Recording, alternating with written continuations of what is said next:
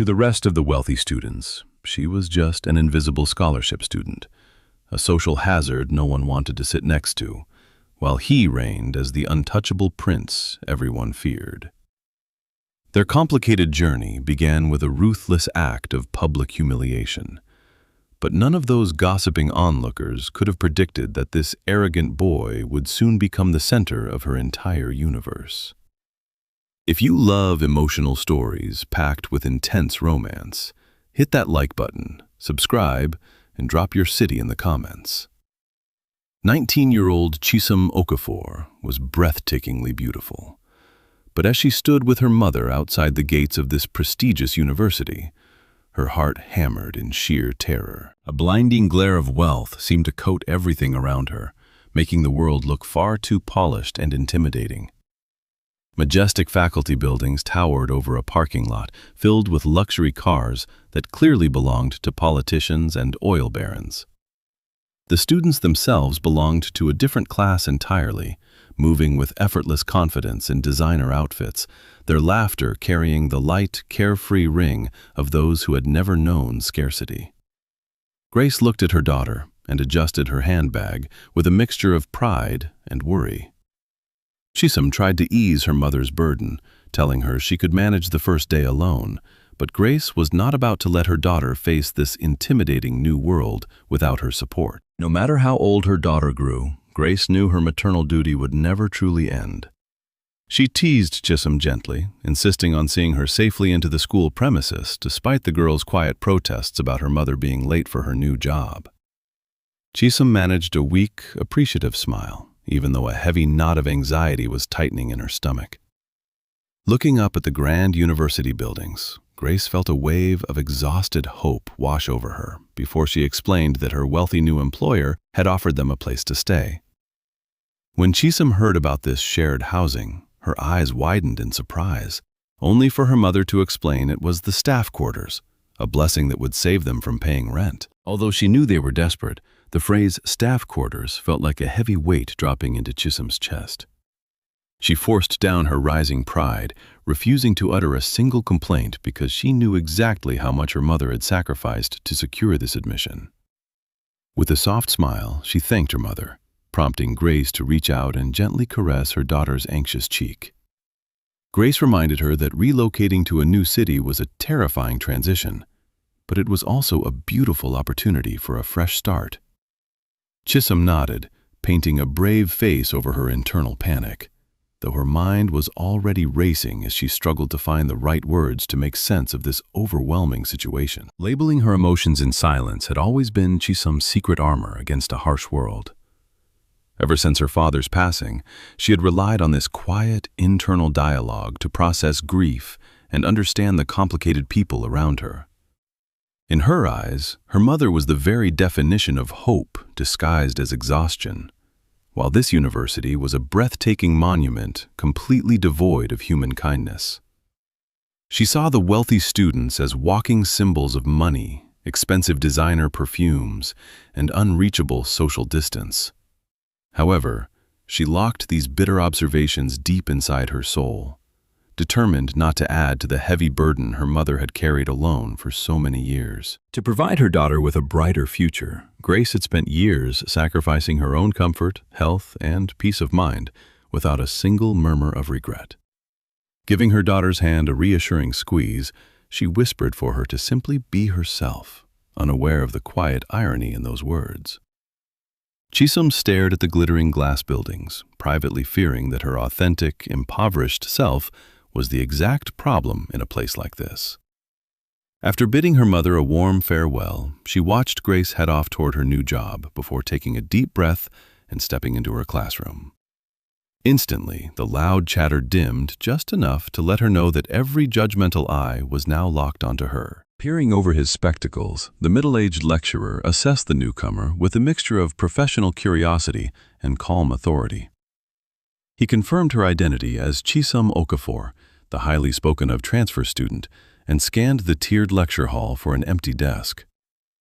Chisom held her breath, praying he would find her a quiet corner, but instead, his finger pointed directly toward the back of the room. He instructed her to take the vacant seat next to Chidi Eze, a name that instantly triggered an explosive wave of shocked whispers among the students. The idea of a penniless scholarship student sitting next to the school's most powerful elite boy spread through the room like wildfire. Following the lecturer's gaze, Chisam's eyes landed on the boy who held the entire room in a state of unspoken awe.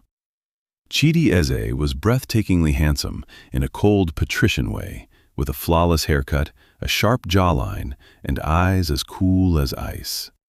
He was a boy born to command, accustomed to absolute obedience and the envious stares of everyone around him. But right now, his gaze was filled with irritation. As Chisam began the long walk toward the desk, Chidi spoke up with calm arrogance, telling the lecturer that she could not sit beside him. He claimed she would be a major distraction, provoking cruel snickers from his classmates and sending a wave of hot shame straight to Chisam's face. Giving up in this moment would mean allowing their cruelty to crush her spirit completely. So Chisam forced her feet to keep moving forward. The lecturer's tone turned stern as he defended her academic brilliance, reminding the class that she had graduated at the top of her previous school. Chidi merely offered a dismissive, cynical smile, mockingly pointing out that her humble background could never compare to the elite standards of their current institution. This prompted the lecturer to slowly remove his glasses and deliver a sharp warning, suggesting the scholarship girl might easily outshine him. As the class chuckled at Chidi's expense, a flash of genuine anger crossed his handsome face. Yielding to the teacher's authority, the wealthy boy leaned back in his chair, his silence radiating a cold, dangerous fury. Chisam sat down next to him, keeping her posture perfectly upright and her face expressionless to hide her inner turmoil. In reality, her mind was completely blank, her usual self-protective thoughts failing her as the sting of his public rejection cut much deeper than she wanted to believe. The rest of the class passed by in a blur of white noise. Once the lecture ended, two curious female classmates cornered her in the hallway, eager to gossip about how she had managed to survive sitting next to the school's most untouchable and feared student. To the local girls, Chidi was an absolute monarch, a godlike figure whom every female on campus desperately tried to please.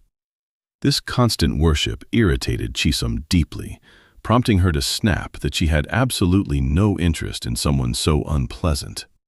The classmates stared in shock as she unleashed her pent-up frustration, calling him an arrogant, artificial bully who hid behind his wealth. She boldly stated that beneath his cold exterior, he actually seemed incredibly lonely and pathetic. Suddenly, the girls went pale and quiet. Chisam felt her blood run cold, realizing from their terrified expressions that the very boy she was criticizing was standing right behind her. Spinning around slowly, Chisam found herself staring directly into Chidi's dark, icy eyes, as her stomach twisted in fear. The two gossipers quickly muttered an apology and fled down the corridor, leaving the two rivals alone in the tense hallway. Instead of shrinking away, Chisam stood her ground, telling him that he wouldn't be called pathetic if he didn't act like a bully. A brief flicker of surprise crossed Chidi's face, before a dangerous, humorless smirk curved his lips. He quietly warned her that she had a lot of mouth for a newcomer, but Chisam fired back, telling him his ego was far too big for someone with no manners. Chidi nodded slowly, silently marking her as a target. Declaring she was not afraid of him only earned Chisam a chilling promise that she really ought to be, before he walked away. She pressed her lips together, realizing with a sinking heart that she had made an incredibly powerful enemy on her very first day. The complexity of her situation deepened that evening when Grace met her with a weary but joyful smile. Her mother proudly announced that her wealthy employers had finalized their housing, offering them a rent-free space within their massive family estate. Chisam tried to share her mother's deep gratitude, but when they finally arrived at the jaw-dropping property that evening, the sheer scale of the estate left her completely breathless. Towering over them like a palace of modern luxury, The mansion looked less like a cozy home and more like a fortress made of money and glass. The sweeping driveway was lined with sleek, expensive vehicles, and professional security guards patrolled the immaculate, perfectly manicured gardens. Chisholm whispered in awe that the place looked more like a museum than a house, earning a tired, affectionate chuckle from her mother. Soon, a polite butler named James appeared, offering a respectful welcome, before guiding Grace deeper into the house to discuss her domestic duties. He left Chisholm waiting in the grand hallway, while he went to show her mother where they would be living. If you and I were standing in that quiet hallway with Chisholm, we would have felt the overwhelming urge to explore that grand house too. Lured by a half-open doorway at the end of the corridor, she stepped inside and found herself standing in a breathtaking, multi-story library. Towering bookshelves stretched toward the ceiling, surrounded by rich mahogany furniture and the comforting, expensive scent of old paper. She was admiring the collection when a familiar, mocking voice asked if she was impressed, causing her to jump and startle. Spinning around, her jaw dropped as she saw Chidi standing there, his hands shoved into his pockets, staring at her as if she were an unwelcome ghost. Realizing the horrifying truth, Chisholm gasped as Chidi smugly confirmed that this massive estate belonged to his family. Before she could process the shock of living under his roof, the butler re-entered to inform the young master that the new domestic staff had settled in. Chisholm frantically insisted that there had to be some sort of administrative mistake, but James politely assured her that everything was correct. She looked between the smug young heir and the butler, her pride screaming at her to pack her bags and leave immediately. But as she glared at Chidi's mocking face, the reality set in. Her mother had already accepted the job, and they desperately needed this shelter. Chaos seemed to rule the massive estate the very next morning, throwing Chisholm's carefully planned schedule into complete disarray. The family driver was nowhere to be found, transport plans had been abruptly canceled, and the entire household staff seemed to be running behind. Watching the minutes slip away, a sharp panic gripped Chisholm's chest as she realized she was going to be terribly late for her morning lecture. Deciding she had no other choice, she grabbed her school bag and resolved to trek all the way to campus if she had to. As she sprinted out of the main doors in a desperate rush, she rounded the corner and almost crashed directly into Chidi as he stood by his car. If we look closely, we can see the silent battle of wills playing out right here in the driveway. Chidi cast a brief, sharp glance at her, his voice cutting through the humid morning air as he asked why she looked like her entire world was ending. Chisholm, desperate and feeling the pressure of the ticking clock, muttered that she was going to be late. Chidi merely shrugged, telling her that sounded like her own personal headache. She crossed her arms, swallowed her pride, and asked him for a ride. Instead of helping, he simply opened the back door of his shiny car to grab his bag, giving her a cold refusal. Her face fell. He shut the door, warning her that arriving together would set off the school gossip mill, but beneath his aloof exterior, his tone held a hidden warmth. With deep frustration bubbling inside her, Chisholm stared at the boy standing before her, completely speechless. She snapped that he was truly unbelievable, but he merely shrugged, claiming he heard that all the time. She spat back that she was not surprised, and he agreed she shouldn't be. Announcing her departure, she stormed off before her anger forced her to say something she might regret. As she walked away, Chidi called out to one of the drivers, quietly ordering them to look after her, though she refused to turn around. When she finally made it to her literature class, she was exhausted and still seething. But as the lecturer started discussing a famous novel, the last person she expected to speak up suddenly stood to address the room. The moment his voice echoed through the lecture hall, a heavy silence fell over the entire room. Chidi delivered an analysis that was dark, sharp, and incredibly intelligent, arguing that the true tragedy of the story lay not in the suffering of the characters, but in how the truth arrived too late to save anyone. He explained that by the end, everyone is stripped of their pretenses and left with pure human weakness, not dramatic flaws, but deep disappointment and self-deception. The lecturer murmured that his point was very interesting. Listening to him, Chisim realized he spoke like someone who actually understood pain and vulnerability, making her see past his usual wall of cold arrogance. As soon as the lecturer asked the class if anyone dared to disagree, Chisim found her hands shooting up into the air. The entire room turned to look at her, and even Chidi raised an eyebrow in curiosity. Carefully, she laid out her perspective, challenging his dark view without being disrespectful. She argued that the ending was not about weakness, but about bitter irony. In her mind, absolute destruction is not the worst fate. Rather, the heaviest burden is surviving after you have turned into something ugly. Collapse brings an end to things, she explained, but survival forces you to live with what you have become. The classroom remained completely silent as her words hung in the air. A warm wave of approval swept across the room as the lecturer nodded slowly at her. He praised both of them, which caused several students to whisper and exchange shocked glances. It was incredibly rare for anyone to challenge Chidi openly and walk away with their dignity intact. Chidi remained quiet for a long moment, staring at her. But he was not looking at her as if she were an annoying burden or an unwanted intruder anymore. Instead, he seemed to finally see her as an equal. In that silent exchange, something shifted between them. It was not peace, nor was it friendship, but rather a mutual spark of genuine interest that Chisim felt deeply for the very first time. A complex mix of fierce rivalry, bruised pride, and sheer annoyance simmered beneath the surface for both of them.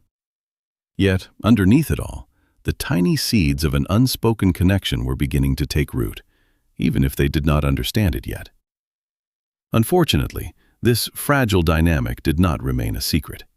By the following morning, wild rumors about their classroom debate had taken over the school corridors. Whispers followed her everywhere, with people claiming she had begged to sit near Chidi and wept when he rejected her. By recess, some even gossiped that she had confessed her love to him, leaving Chisim standing in the hallway, clutching her textbooks in sheer frustration. Muttering under her breath about how ridiculous the entire situation was, Chisim tried to ignore the stares. Suddenly, a slim, energetic girl with a naturally cheerful face stepped up beside her. She introduced herself as Sharon Mosu, immediately acknowledging that the entire school was gossiping. Chisim defended herself, saying none of the rumors were true, which Sharon easily accepted, noting that this school ran on entertaining lies rather than facts.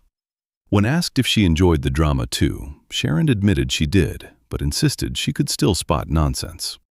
Chisim called her strange, but Sharon laughed it off, suggesting they walk together to give the gossips something boring to look at. Confirming that she was indeed a bit unusual, Sharon officially became Chisim's very first true friend at the academy. However, having a companion did nothing to quiet the rumor mill. If anything, the hostility intensified. A group of wealthy girls began shooting Chisim glares of pure resentment, watching her as if she had stolen a precious treasure. It did not take long for Chisim to realize the ugly truth behind their cold stares. They did not actually hate her for who she was, but rather because the elusive Chidi had finally acknowledged her existence. Sharon dryly pointed out that she was finally learning how their shallow world worked, agreeing that it was absolutely ridiculous. While the drama seemed absurd, Chisim quickly learned that people in this place took trivial matters far too seriously.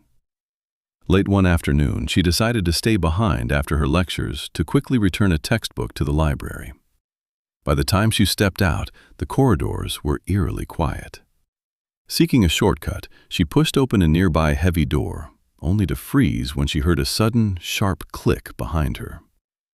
Her fingers gripped the metal handle, but it refused to budge when she yanked it. She pounded on the wood, shouting into the empty hallway for someone to let her out.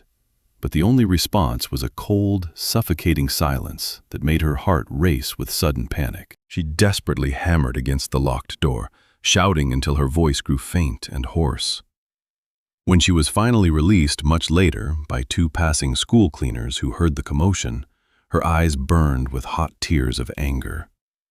She stepped out into the hallway, thoroughly shaken, only to freeze at the sound of a cruel snicker from behind a pillar.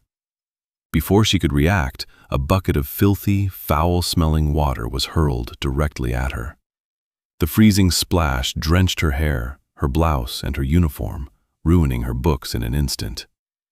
A gang of girls erupted into vicious laughter and ran off, leaving Chisholm standing there dripping, paralyzed by shock and humiliation. The sound of rapid footsteps echoed down the empty corridor, followed by a sharp call of her name.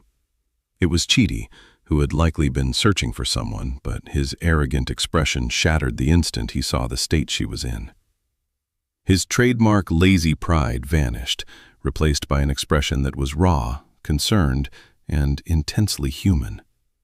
Overwhelmed by shame, Chisholm tried to step backward, but her wet shoe lost its grip on the slick floor. Before she could crash to the ground, Chidi lunged forward and caught her. For a brief second, she was held tight in his arms, catching the scent of expensive cologne mixed with the foul water, while his jaw clenched in dark anger as he demanded to know who had done this. Whispering through trembling lips, she asked him if it even mattered anymore, but he insisted that it did. She gently pulled away from his embrace, claiming she was fine, but he fiercely corrected her. For the first time, she heard a protective, burning anger in his voice that was not directed at her. As curious onlookers began to gather at the end of the corridor, Chidi noticed them, stripped off his expensive school blazer without a second thought, and wrapped it around her shivering shoulders. She stared at him, completely stunned, especially when he softly muttered an apology. The words shocked her far more than the icy water, yet when she searched his eyes for any sign of mockery, she found only sincerity. Never before had Chidi looked so deeply unsettled, showing genuine concern for her rather than worry about his own image. He gently guided her away from the gathering crowd, and though they walked in silence, Chisholm could feel that the invisible barrier between them had shifted once more. Yet the days that followed only highlighted the massive chasm between her modest life and the wealth of her peers. It was not a lesson taught in books, but one shown through daily life. When the school announced an expensive international tour for top academic performers, her classmates bragged about their parents easily paying for it. Chisholm simply listened in silence, knowing her mother could never afford such luxury. While wealthy classmates grumbled about minor inconveniences like flight schedules and whether Paris would be dull this year, Chisholm could only look on with quiet amusement. She joked about it with Sharon, teasing her about the unbearable hardship of staying in five-star luxury. Sharon laughed, but her expression quickly softened as she gently asked if Chisholm had secretly wanted to join the trip. Chisholm admitted that anyone would want to go, but she simply lacked the money for luxury travel. When she warned her friend not to offer pity, Sharon shook her head, explaining that she was not pitying her at all, but was merely passing judgment on the unfairness of the universe. Sometimes you and I can find the most unexpected moments in the quietest places. Later that evening, as she slipped down to the back kitchen in search of bread, she was surprised to find Chidi standing there in a casual shirt, rummaging through the refrigerator. She teased him, asking if wealthy people did not have servants to feed them, to which he dryly replied by asking if scholarship students had forgotten how to greet. She bowed playfully, calling him Your Majesty, and he accepted the greeting with a smirk. When she realized he was preparing his own meal, she expressed her shock, but their playful banter ended when her eyes caught the glossy school tour brochure lying on the kitchen counter. Noticing the travel pamphlet, she asked why he was not attending, only for him to reply that he had already gone too many times. Chidi leaned back against the counter, explaining that after seeing the same European cities, eating the same rich foods, and listening to the same rehearsed speeches every year, the novelty completely fades. She stared at him, calling it the most spoiled remark she had ever heard, though he calmly insisted it was simply the truth. He looked at her closely, noting that she clearly wished to go. She admitted that desire and budget were two very different things, prompting him to hand her the loaf of bread, telling her to leave before she started lecturing him on class struggle. Calling him incredibly irritating, Chisholm could only shake her head as he pointed out that she kept talking to him anyway. She bid him good night and left the kitchen, unable to suppress a small smile. 2 nights later, a torrential downpour flooded the streets, trapping most of the household staff at home and leaving the grand residence understaffed. With dinner fast becoming a crisis, the busy butler, James, was thrilled to see Chisholm step into the kitchen. He pleaded for her help to prepare a simple meal, admitting how relieved he was to have an extra pair of hands to manage the chaotic evening. And Chisholm, always eager to be useful, immediately washed her hands and got straight to work. Chisholm could not comprehend why the burden of preparing dinner had fallen squarely on her shoulders, especially since her knowledge of the kitchen was basic at best. When she admitted she could only cook a little, Chidi simply shrugged and decided that a little would have to do for the evening. Before her protests could form, he took charge, ordering a meal from one of the few places operating in the downpour. Eating in the kitchen was more convenient, yet the simplicity of the meal was secondary to the quiet shifts happening between them. As you and I watch them bicker over fries and rice, it is obvious this argument is merely a mask for their growing connection. Chisholm was quick to vocalize her disapproval, pointing out that paying such a ridiculous price for a completely ordinary meal made no sense. He, on the other hand, found amusement in her constant grumbling, noting that her relationship with money was far too emotional. Their light-hearted debate about fries and rice offered a rare shield against their differences, and though she fought to hide her amusement, he felt a quiet surge of pride at making her smile. But when the midnight rain intensified, drumming heavily against the roof, the warmth evaporated. Inside her bedroom, the darkness was thick, and the storm outside began to resurrect memories she had spent years trying to bury. When the sudden crack of thunder tore through the dark mansion, Chisholm was instantly dragged backward in time. She was no longer in this luxurious estate, but back in that cramped, suffocating apartment from her childhood. The memory was agonizingly vivid. Her father collapsed on the floor, her mother desperately screaming his name, and her own small, trembling fingers failing to dial for emergency services. The rain had been relentless then, too, with no electricity and no savior in sight. Her father had suffered a massive stroke that night, and when help finally arrived, it was far too late. By dawn, the secure world they built had shattered completely. Grief and empty pockets were the only things Chisholm and her mother possessed when they were forced to return and rebuild their lives from scratch. Chidi, wandering through his silent house, discovered her curled up in a downstairs sitting room, sobbing softly into her arms. Instead of his usual sharp remarks, a rare gentleness overcame him as he softly called her name and gestured for her to follow. She was simply too exhausted to argue, walking behind him until they reached the sanctuary of the library. Here, surrounded by warm wood and quiet shadows, he offered her a temporary home.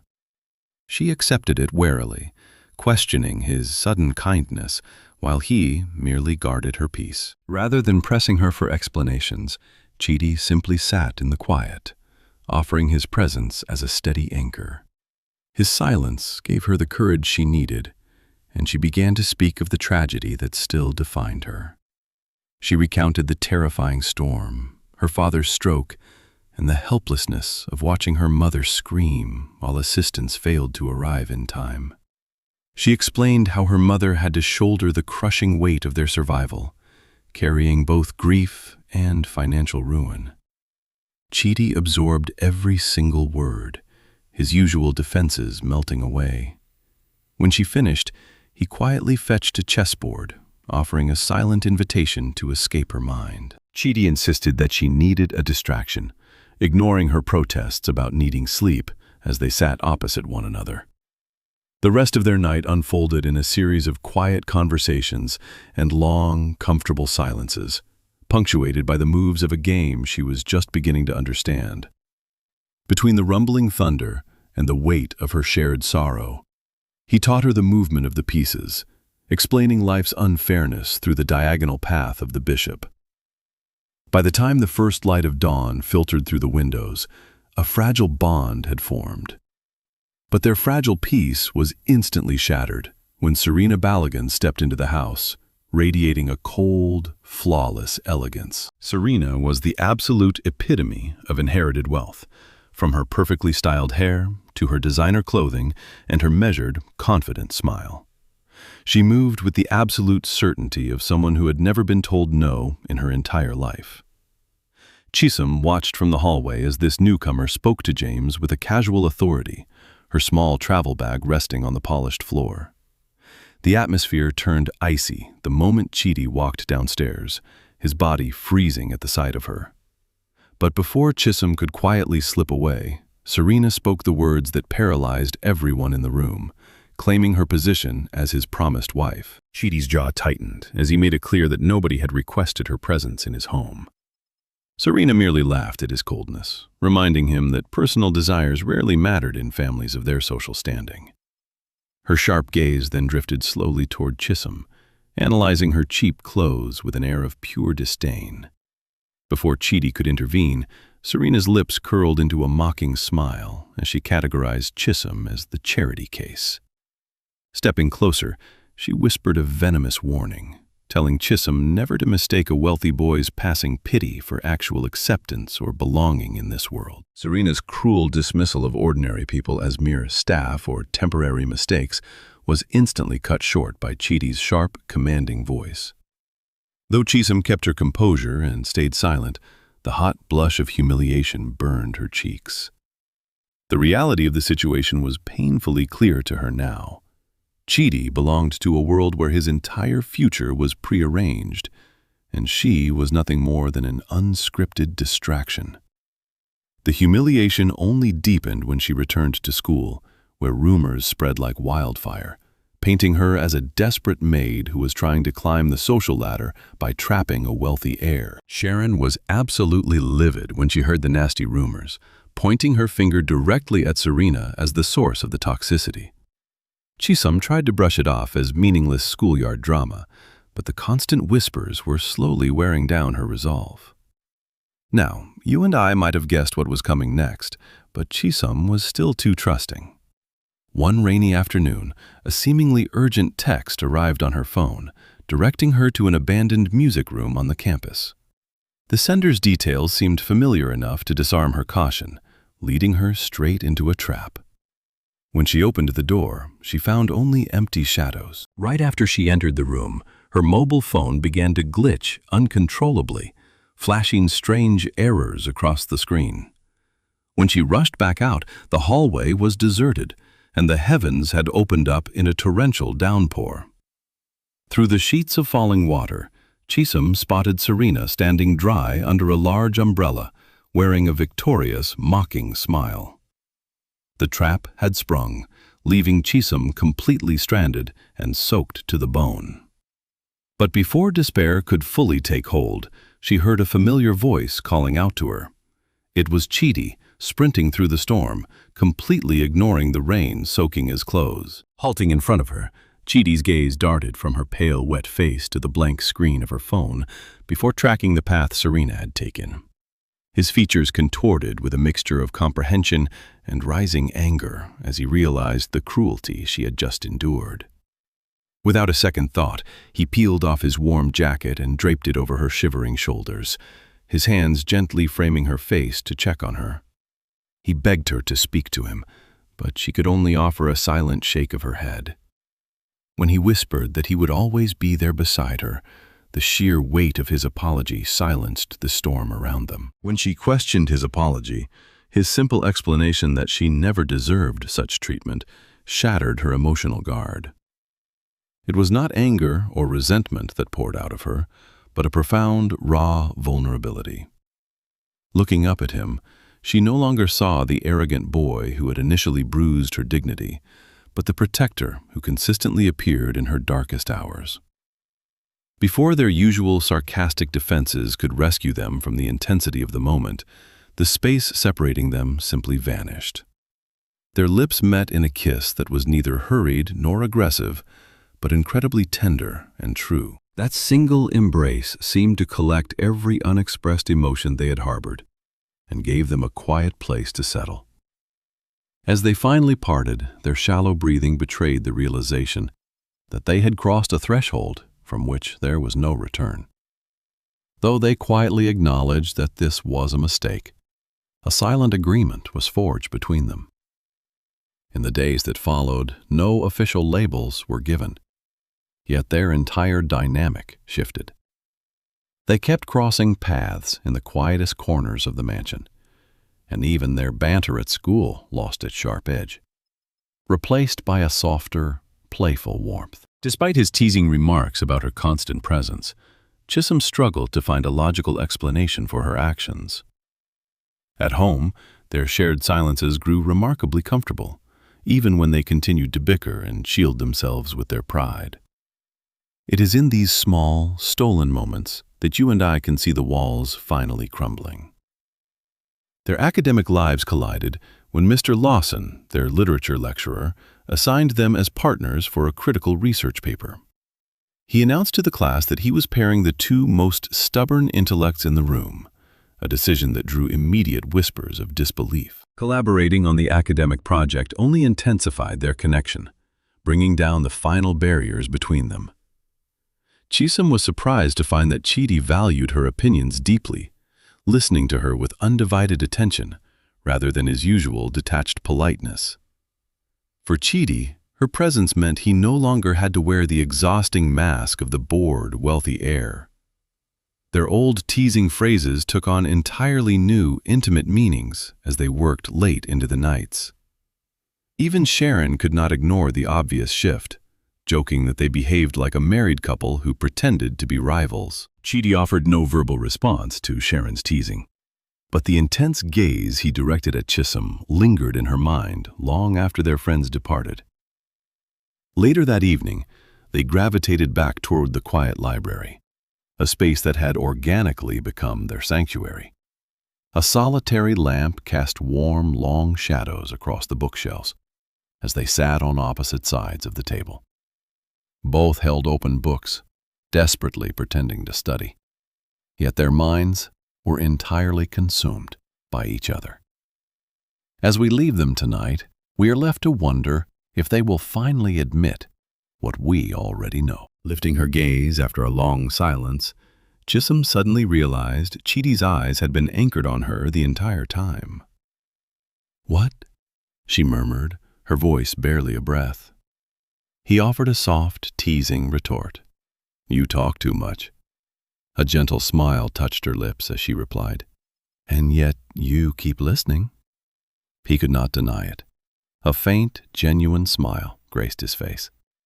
Suddenly the air between them shifted, growing heavy and warm, wrapping around them until her heart thundered in her chest. As if pulled by an invisible thread, he stood up, and she followed.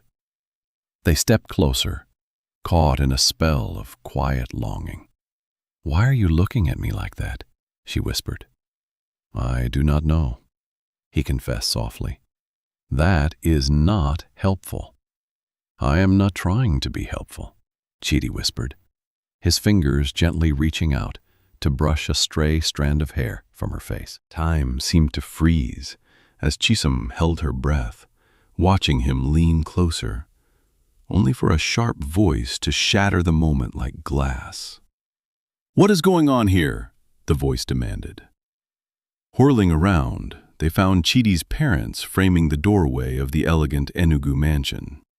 Chief Richard Eze stood tall and formidable in his tailored agbada, while Mrs. Patricia Eze loomed beside him, radiating a chilling aristocratic disgust. To them, this tender closeness was an absolute outrage. Patricia's piercing glare locked onto Chisholm, dripping with contempt as she hissed, "So it is true. In my own house?"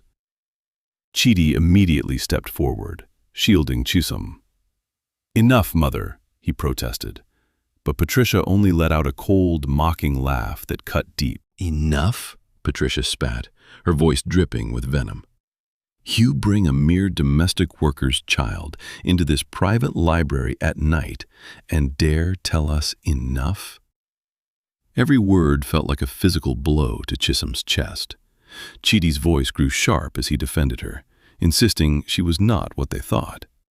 But Chief Richard's heavy voice cut him off, declaring she was exactly what they suspected: a distraction, a mistake, a girl who had forgotten her place in society. "You and I can see the real battle here. It was never about a library visit, but about the invisible, heavy walls of social class." Yet Chidi defied them, declaring clearly, "I care about her, and I am not ashamed." A heavy, stunned silence fell over the room. A mask of pure outrage settled over Patricia's face as she sharply countered, "You absolutely should be ashamed." Chief Richard stepped forward, his presence commanding and heavy with authority.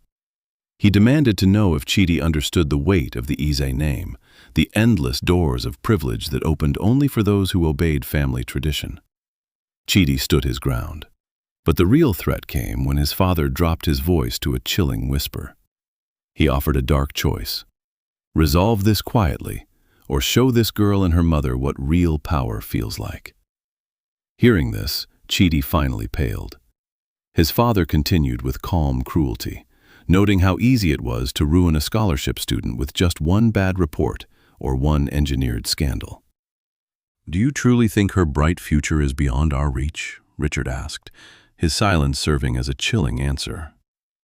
Chisholm did not need to hear the rest to understand that her very presence threatened the prestigious Ize family dynasty. Beside her, Chidi's sudden, heavy silence was not born of pride, but of paralyzing fear for her safety. The following afternoon, he sought her out in the dusty, cramped sitting room near the servants' staircase. His face was masked in an unnatural, exhausted calmness that terrified her far more than any rage would have. "What happened? What did they say?" she pleaded. He refused to sit, looking down as he delivered the devastating blow.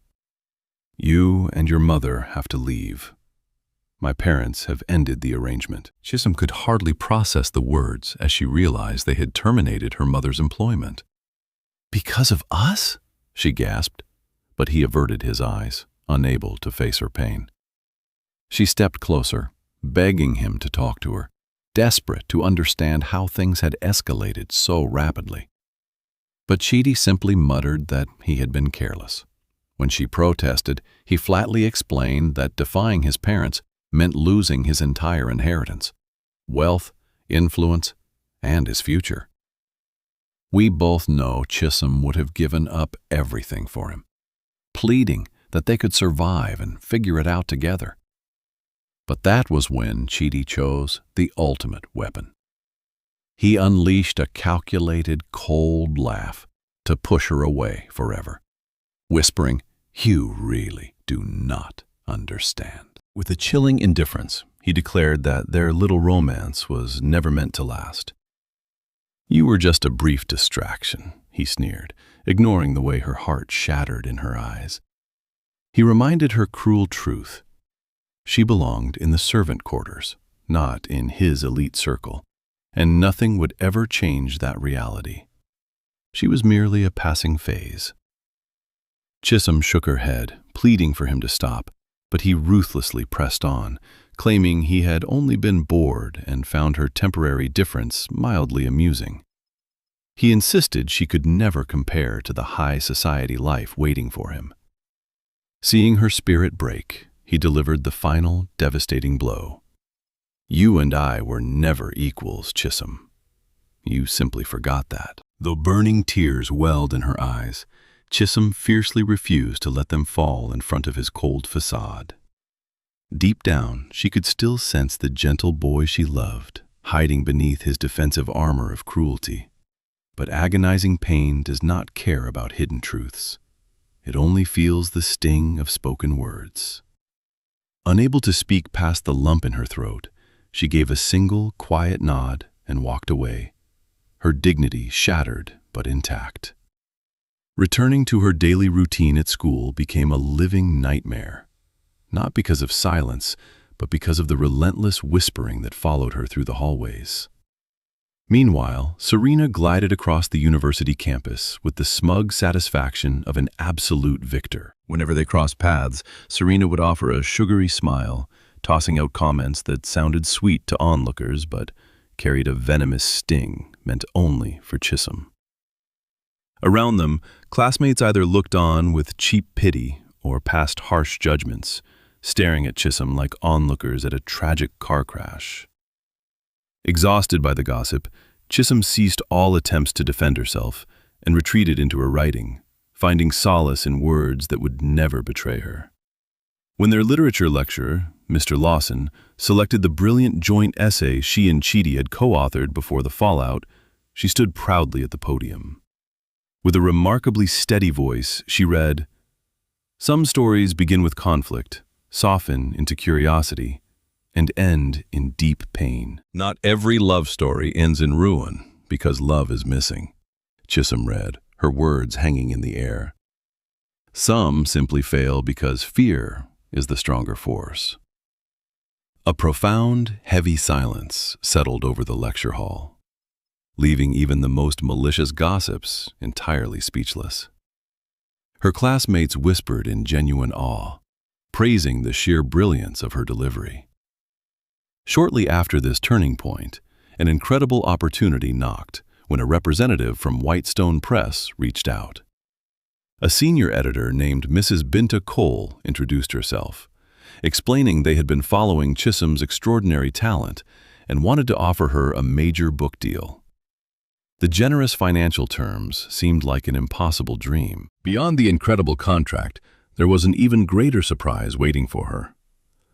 "I am sorry, did you say a long-term contract?" Chisholm stammered, barely believing her ears. Mrs. Cole confirmed it, adding that a mystery benefactor had quietly stepped up to sponsor her work, possessing boundless faith in her talent. When Chisholm desperately asked for a name, the editor politely refused to disclose it. Chisholm sat on her small bed, overwhelmed by a mix of profound gratitude and deep confusion. Little did she know that miles away in a high-rise office, Chidi was meeting with a lawyer, sternly instructing him that his identity must remain a secret. "Just make sure she gets everything," he insisted quietly. By this time, you and I could finally see Chidi's true torment behind the cold wall he had built. He was far from relieved, looking instead like a man enduring a daily, self-inflicted penance for his choices. Quietly financing Chisholm's literary career was his only way of shielding her from his family's wrath, a quiet sacrifice that felt like slow suffocation. Meanwhile, his parents intensified their pressure, tightening alliances with Serena's wealthy family. As plans for a lavish Ize family gala commenced, a celebration designed to double as a grand engagement announcement, Serena began to notice Chidi's hollow, distant gaze, and her sharp suspicions started to grow. Serena's suspicions were confirmed one quiet evening when she caught Chidi gazing longingly at a newspaper feature celebrating Chisholm's rising literary success. "You still love her, and you do not even realize how obvious you are," she hissed. Chidi's heavy silence only fueled her rising anger, making her resolve to protect her high society future stronger than ever. Soon after, a brilliant ray of hope entered Chisholm's life, an invitation to interview for a prestigious fellowship overseas. Mr. Lawson encouraged her warmly, urging her not to let fear hold her back, while her close friends, Grace and Sharon, erupted in tears of joy and ecstatic screams when the official email arrived. While Mr. Lawson beamed with quiet paternal pride, disaster struck on the very eve of Chisholm's life-changing interview. Walking home at dusk, she was suddenly ambushed by unknown men who dragged her screaming into a waiting vehicle, leaving her utterly terrified. Her abductors drove her far into the city outskirts, executing a ruthless plan to delay her and ruin her career prospects. When news of her disappearance reached Chidi, a cold panic seized him, and he immediately began leveraging his family connections to hunt down her captors. Fortunately, Chisholm was eventually discovered, bruised and shaken near a quiet roadside, before being rushed to a modest clinic nearby for emergency treatment. Upon waking at the clinic, Chisholm was greeted by Dr. Saeed Afolabi, who explained that a mystery rescuer had saved her. "A kind stranger brought you here, ensured your safety, and left before you regained consciousness," the doctor murmured. Panic seized her as she realized the time, crying out that she had missed her crucial interview. However, the doctor smiled warmly, revealing that someone had already contacted the program, submitted her portfolio, and rescheduled the interview for the next day. Chisholm was stunned, wondering who could have done this. But you and I knew the truth. Chidi had quietly intervened once more, before vanishing entirely from her world as the semester closed. Half a decade passed, and Chisholm Okafor blossomed into one of the nation's most celebrated literary voices. Readers across the continent fell in love with her honest, raw storytelling, which beautifully balanced deep sorrow with hope. During a live broadcast, host Maya Daniels asked her why she wrote about love with such painful realism.